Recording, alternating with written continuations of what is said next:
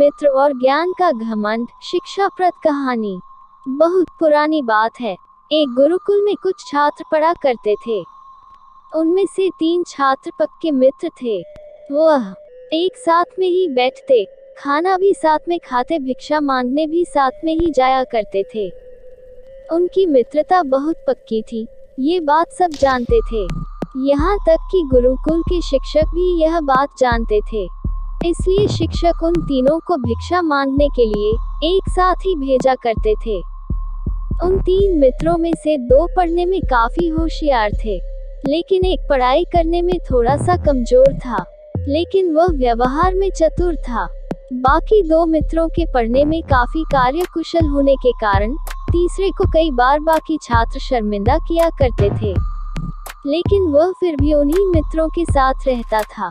धीरे धीरे तीनों मित्रों में से पढ़ने में होशियार दोनों मित्रों को अपने ज्ञान पर काफी घमंड होने लग गया था। तीसरा मित्र उन्हें समझाता कि अपने ज्ञान पर इतना घमंड न करो, ये ठीक बात नहीं है। घमंड करने वाले का अंत सदैव बुरा होता है। लेकिन विद्या और ज्ञान के घमंड में चूर दोनों मित्रों ने अपने तीसरे मित्र की बात न मानी और उनका अहंकार दिन पर दिन बढ़ता ही चला गया।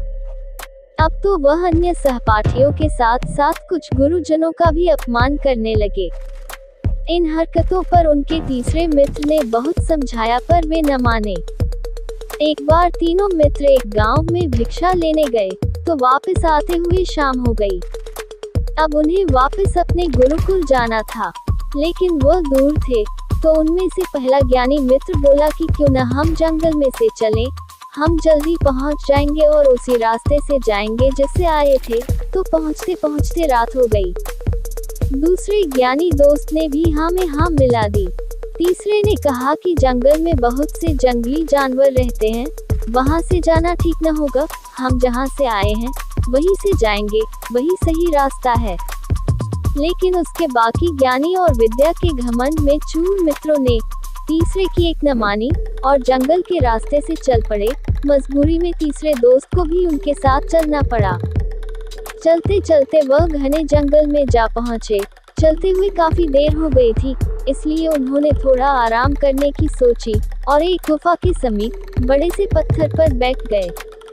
तभी उनमें से एक ज्ञानी मित्र की नजर एक हाथ पिंजर पर पड़ी। वो हड्डियां काफी पुरानी और सड़ी गली सी थी। उन्हें देख वह बोला कि ओहो, लगता है इसे किसी जानवर ने खाया है, इसलिए इसके प्राण चले गए। मैं चाहूँ तो अपनी विद्या से इसके शरीर को पहले जैसा कर सकता हूँ, लेकिन फिर भी इसे जिंदा नहीं कर पाऊंगा।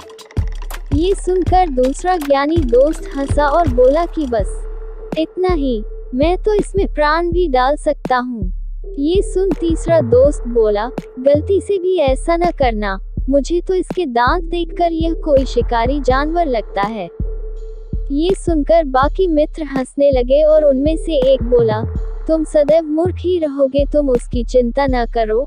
अगर यह कोई जंगली जानवर हुआ भी तो क्या, अगर मैं प्राण डाल सकता हूँ तो निकाल भी सकता हूँ, तुम इसकी चिंता न करो। ये सुनकर तीसरा मित्र बोला कि अगर तुम दोनों ने ये ठान ही लिया है कि इसे जीवित करोगे, तो मुझे यहाँ से जाने दो, और तुम इसको जीवित करने का चमत्कार कर पाए कि नहीं, यह मैं तुम्हारे गुरुकुल पहुँचने के बाद जान जाऊंगा।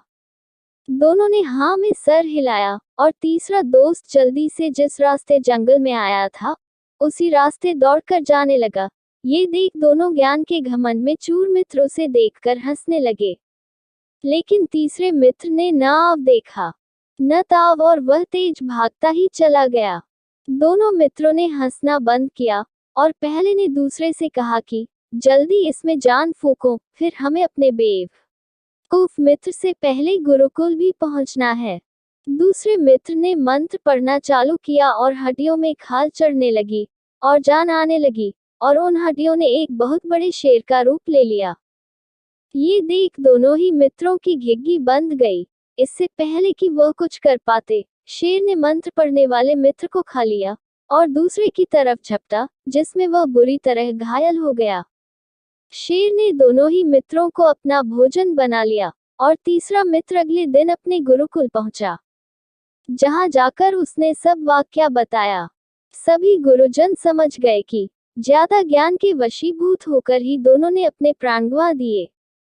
इस कहानी से हमें ये शिक्षा मिलती है कि ज्ञान के घमंड में चूर होकर व्यवहारिक समझ खो देने से विनाश ही होता है। इसलिए ज्ञान का सदुपयोग करें, न कि उस पर घमंड करें।